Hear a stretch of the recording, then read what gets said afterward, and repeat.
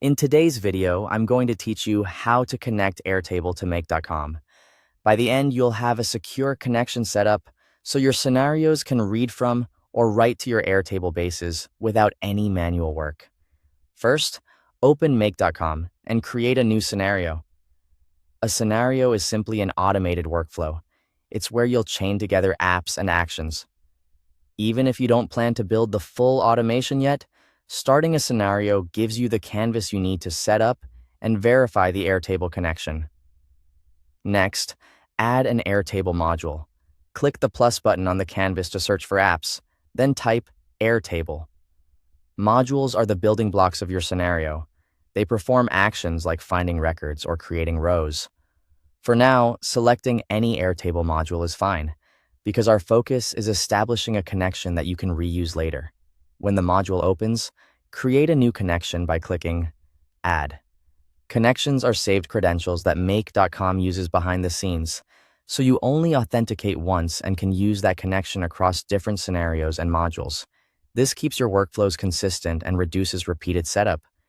For the connection type, choose Airtable OAuth, then click Save.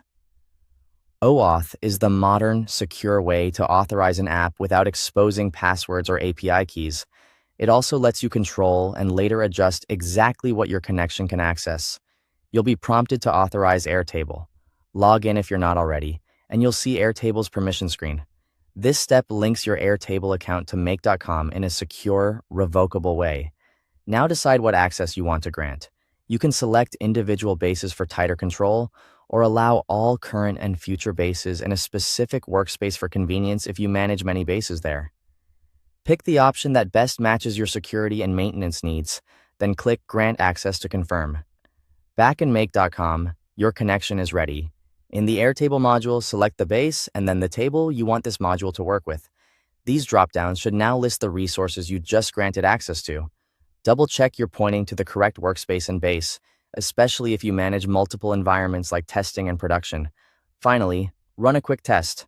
Click Run once to verify everything is wired up correctly. A successful run confirms the connection, and you'll be able to see sample output or confirmation from the module. If something doesn't load, check that you selected the right base and table, and that your account has the necessary permissions. That's it. Your Airtable connection in Make.com is now ready to power your automations. Thanks for watching.